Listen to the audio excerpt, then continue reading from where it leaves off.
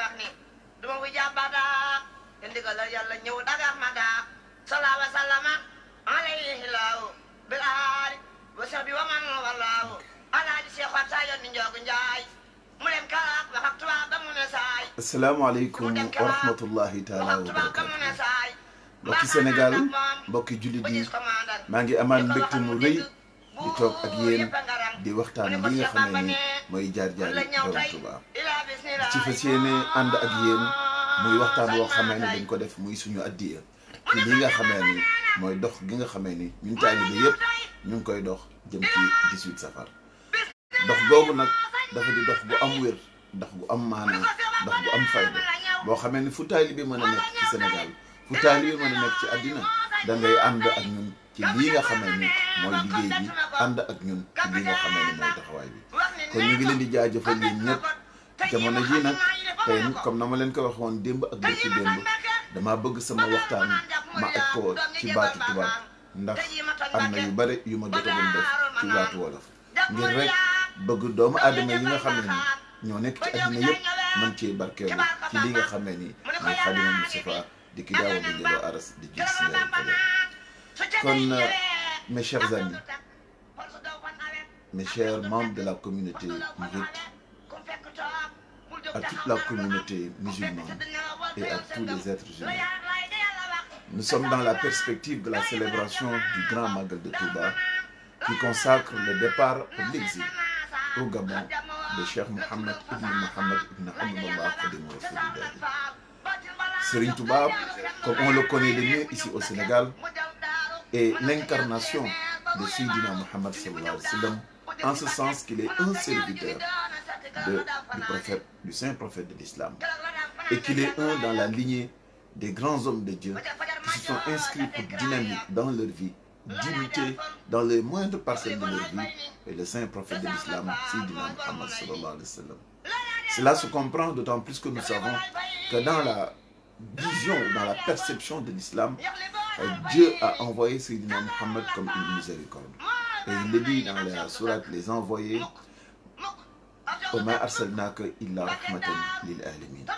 et c'est la perpétuation de cette miséricorde qu'incarne Sayyidina Muhammad sallallahu alayhi wa sallam qui fait qu'à toute génération,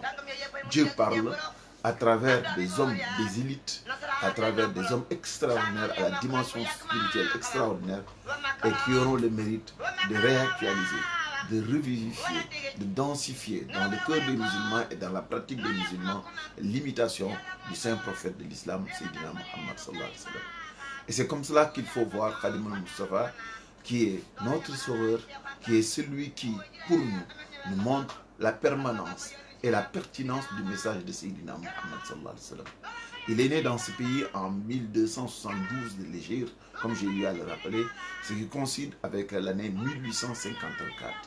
Cette année perspective dans la géopolitique sénégalaise a coïncidé avec les années où l'enseignement de l'islam se heurtait à la présence coloniale, se heurtait souvent à la présence des chefferies traditionnelles dont les deux perspectives n'étaient pas convergentes. Convergente d'autant plus que pour la chefferie traditionnelle comme pour l'autorité coloniale, le Sénégal était perçu comme un moyen de domination. Et vous le savez tous et nous le connaissons, la politique coloniale en tant que telle n'avait pas d'autre effet ni d'autre objectif que la spoliation des ressources de l'Afrique dans le but de servir la toute-puissance coloniale. Certains ont été assez intelligents pour le faire passer comme étant une œuvre de civilisation, mais nous savons que les peuples négro-africains, à travers l'enseignement de Cheikh Anta Diop, étaient civilisés, étaient parfaitement en phase avec l'essence de leur vie et savaient donner du sens à l'existence de l'homme et avaient des règles de vie, une certaine forme de qualité de vie qui les plaçait loin, loin, loin devant l'enseignement ou la perspective occidentale. Et c'est de cette perspective-là qu'il faut retenir la présence de Khadimal Mustafa comme étant une perspective, comme étant une solution par rapport à la lecture positive que nous devons avoir par rapport à l'enseignement de Sayyidina Muhammad sallallahu alayhi wa sallam.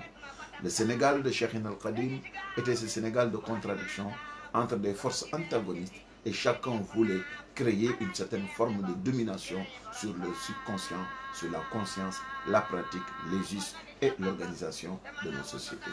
C'est pourquoi Cheikh al-Khadim, déjà en 1891, a déjà commencé à poser les bases de la première rupture lorsque l'ensemble de ces daras ont commencé à être perturbés, ses disciples expulsés. Et partout, on a commencé à voir une certaine forme, un regard nocif de la puissance coloniale, alimenté par la jalousie de certains chefs religieux, alimenté aussi par la jalousie de certains chefs traditionnels, dont le but était évidemment qu'ils avaient peur de l'émergence de cette clairvoyance dans la spiritualité, de cette pertinence dans la méthode et dans la manière de gérer l'individu, de l'aider à participer et à assumer sa nature de créature de Dieu et sa nature de serviteur du saint prophète de l'islam.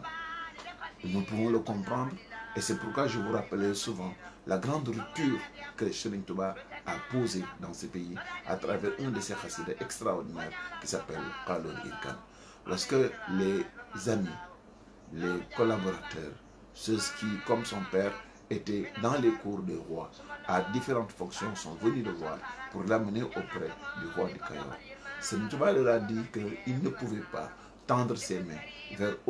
une autre que son Seigneur, Allah subhanahu wa ta'ala, et qu'il n'avait rien à faire devant la cour des rois. En d'autres termes, c'est comme si de manière prémonitoire, Serigne Touba marquait pour l'histoire et pour les générations à venir que lorsque nous décidions que nous avons pour Seigneur Allah subhanahu wa ta'ala et que nous sommes des musulmans, des soumis à la loi de Dieu et que c'est la personne que nous suivons, notre maître par excellence est Sayyidina Muhammad sallallahu alayhi wa sallam, nous ne pouvons absolument déroger à cette règle, ni substituer à la toute-puissance de Dieu une autre puissance qui pourrait nous dévier de notre trajectoire d'adorateur d'Allah subhanahu wa ta'ala. Cette rupture majeure a été fortement interprétée par certains qui pensaient qu'on ne pouvait se désolidariser ni être en opposition avec la puissance coloniale comme étant la fin de l'histoire pour Khadim Rassoul, a été interprétée et continuera encore d'être interprétée comme l'élément majeur, l'articulation forte à travers laquelle Serigne Touba a libéré les générations et les générations d'Africains, les générations et les générations d'hommes qui chaque fois qu'ils seront dans une contradiction de domination, où on les entraînera vers des intérêts qui ne sont pas les leurs, où on voudra leur faire croire à une identité, à une manière de vie, à une mode d'organisation de leur vie, à une mode d'organisation de leur société qui ne cadrerait pas avec leur propre projet, qu'ils devraient avoir le courage, la force et la foi surtout de refuser avec intelligence. Parce que lorsqu'on lui a opposé la force militaire, lorsqu'on a opposé l'injustice de la toute-puissance coloniale, Serigne Touba a dit, oui, je rentre dans la confrontation. Mais ma manière de rentrer dans la confrontation, ce n'est pas de déclarer une guerre. Si je dois déclarer une guerre, ma guerre à moi est une guerre pour la science et la crainte révérentielle. Elle pose donc comme postulat que l'homme ne doit jamais, jamais, jamais, au plus grand jamais, oublier l'essence de sa vie, le pourquoi il a été créé. Nous avons été créés pour adorer Dieu et par le truchement de la connaissance, nous manifestons la miséricorde de Dieu à travers toute la créature et toute la descendance d'Adam. Pour la bonne et simple raison que par la science, Serigne Touba assure la libération de ces masses de talibés et de l'ensemble des peuples africains et de l'ensemble des peuples humains. Parce qu'il a été très intelligent lorsqu'il disait et cette compréhension du monde, cette compréhension de la responsabilité qui est la nôtre, de la manière avec laquelle nous devons vivre notre ubudiyya, notre servitude par rapport à Allah subhanahu wa ta'ala, c'est cela qui marque la révolution dans la démarche de Serigne Touba. Il ne s'est pas arrêté à cela. Chaque fois qu'il y a eu des événements majeurs dans sa vie, qu'on l'a interpellé, Serigne Touba ne s'est jamais déligné. Il a toujours engagé le débat et a donné sa lecture du monde et de la responsabilité de chaque élite spirituelle.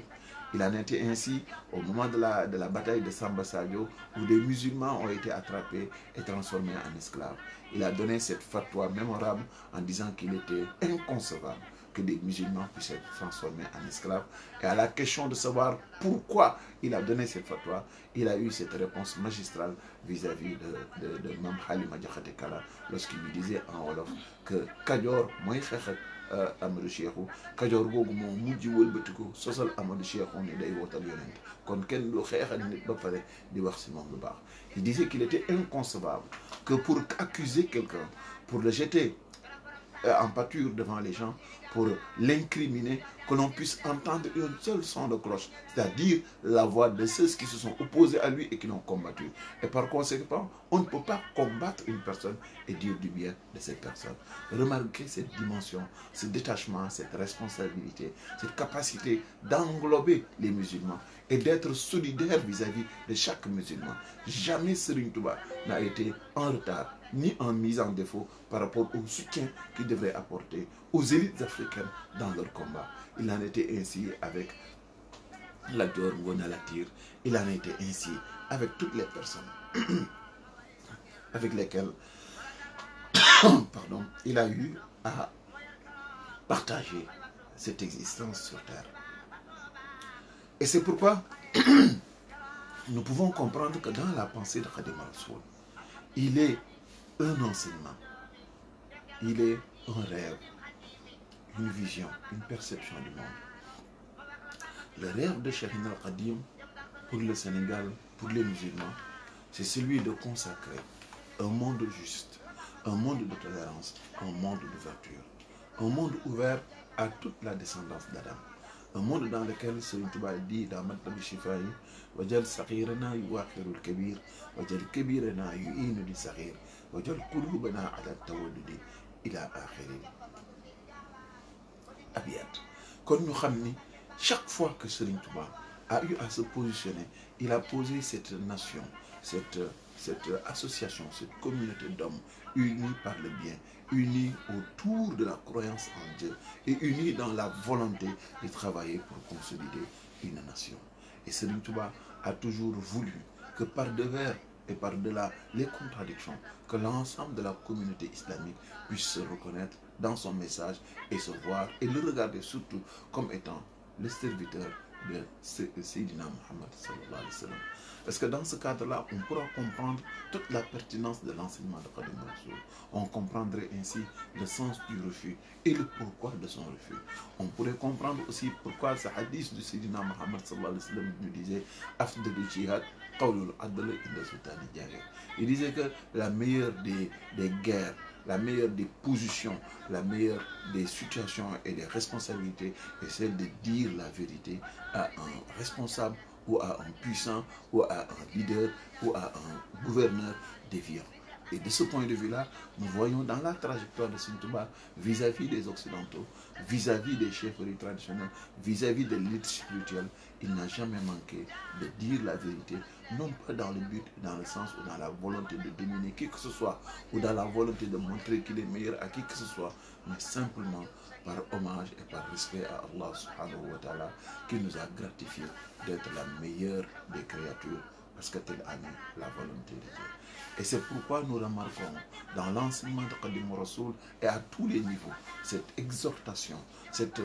forcing, cette sollicitation permanente pour les musulmans, pour les musulmans, à aller vers la connaissance, à aller vers la quête de la connaissance et vers la pratique spirituelle, parce qu'étant les deux arcanes de la Mouridiyya. On ne saurait comprendre la Mouridiyya, ni définir la Mouridiyya, ni lui donner un sens que si on le regarde au travers de la pratique religieuse et au travers de la quête de la connaissance. Je l'ai dit, je l'ai répété, Serigne Touba dit dans Maghad Kouniran, il considère que quiconque t'interdit la quête de la science, sache que cette interdiction ne te mènera que vers ta perte. Et lorsqu'on revisite un autre de ces chassidas qui s'appelle Kun Katiman, il s'adresse à ses disciples, il s'adresse à tous les étudiants, il s'adresse à toutes les personnes qui sont dans la voie de la perfection, en disant Kun Katiman bidurri wal busatanan asdan wa ta'adun jila ya mutalim la tuksirul shakwa fa kun mutajaddidan hatta tazanna nasa annaka manilmu. Il donnait des gages, des comportements, des attitudes, une manière d'être, une culture de la patience, une culture de l'effort, une culture de la constance dans la quête du savoir, jusqu'à ce que ceux qui te regardent puissent penser qu'à tout point de vue, tout était au mieux dans le meilleur des mondes possibles. C'est cette élite d'hommes et de femmes que Serigne Touba a toujours voulu mettre en exergue. Et je voudrais vous rappeler, dans un de ces chassidas que Serigne Moussa appelle Gezaousa Djiriji,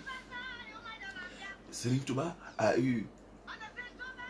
une sorte d'échange entre lui et Serigne Matisse Ndongo. lorsque les Toubabs sont venus vers lui, lorsque la puissance coloniale est venue encore une fois dans cette volonté de domination, dans cette volonté d'écraser la personnalité de Khadim Moustapha, ils sont venus le voir pour l'amener en exil en Mauritanie. Un de ses éminents disciples est venu vers lui pour lui demander de l'amener avec lui à travers ce périple pour qu'il puisse être son compagnon et lui tenir ses bagages partout à tous les niveaux. Serigne Touba lui a dit que Matsissé, la Mouridia, la voie de l'imitation du prophète n'est pas dans cette proximité. Parce qu'il est des mourides qui sont tout près de moi, collés à moi et qui n'en sont pas. Mais il est des mourides qui sont très éloignés physiquement de ma personne et qui par leur pratique sont complètement en symbiose avec mon enseignement. En réalité, Cheikh Bamba nous disait que la Mouridia, c'est rien d'autre que la voie qui nous permet de suivre les directives de notre maître, les directives qui sont calées dans l'enseignement de Sayyidina Muhammad sallallahu alayhi wa sallam et qui sont conformes avec la voie de Dieu. Et Serigne Touba nous disait que celui qui est dans cette pratique-là, celui-là est dans ma proximité. Et quiconque proclamerait qu'il est mon disciple et qui n'est pas dans cette pratique-là, qu'il sache que celui-là, il est très éloigné de lui. Et dans cette perspective-là, Serigne Touba nous donnait les différentes formes de mourides. Ceux qui sont dans un mensonge évident, ceux qui n'ont cure des ordres que Dieu donne et qui n'ont cure des ordres que le cheikh donne et qui font comme ils veulent. Ceux-là, ils sont dans son mensonge évident. Ceux qui sont dans la proximité du cheikh, qui font leurs obligations divines, mais qui ne respectent en aucune manière les obligations du cheikh, ils sont dans un mensonge caché. Et il est effectivement les deux autres. Et ce qui est le plus important, c'est celui, c'est le mourid sadiq, le mourid véridique. Et pour le mourid véridique, Serigne Touba nous dit, c'est celui qui respecte les ordres de Dieu, l'ensemble de ce que le Coran et les hadiths du prophète Sayyidina Muhammad nous apportent, mais qui en même temps aussi respecte la totalité des directives, des ndigales et des ordres divins de son maître spirituel. Celui-là, il est le compagnon de Khadim Moustapha ici-bas et il sera son compagnon dans l'au-delà. Et quand on se bat dans la vie, c'est pour la perfection. Quand on se bat, quand on cherche à être dans la proximité, à être disciple ou compagnon d'un homme spirituel de la dimension de Khadim Moustapha, c'est certainement pour être un mourid sadir. Le mourid sadir, le mourid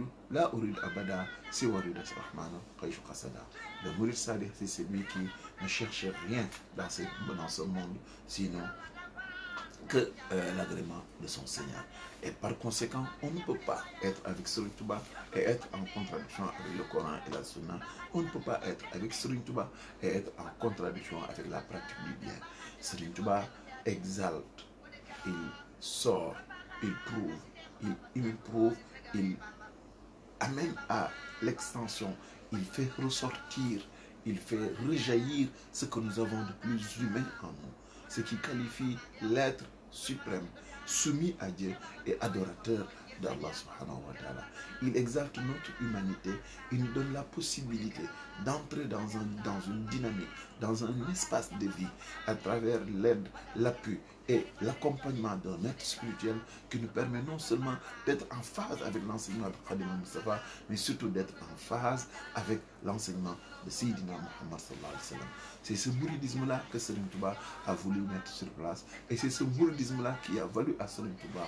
33 ans de privation de liberté. Et on comprend donc que du 10 août 1895 jusqu'en juillet 1927, pour faire en sorte que ce mouridisme-là soit pratiqué par les musulmans, que ce soit cela la voie à travers laquelle on pourra capter des êtres humains pour les mobiliser à servir Dieu et à être des imitateurs de Sayyidina Muhammad sallallahu alayhi wa sallam. C'est pour cette voie,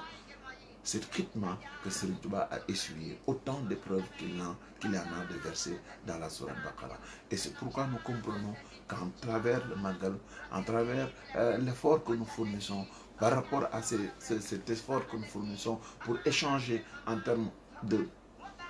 connaissances, en termes de symbiose, pour nous rappeler le vécu de Khadim Moustapha, l'objectif qui est suivi, ce n'est rien d'autre que de réactualiser la vie et l'œuvre de Khadim Moustapha pour que cela puisse servir d'exemple aux musulmans sénégalais, aux Sénégalais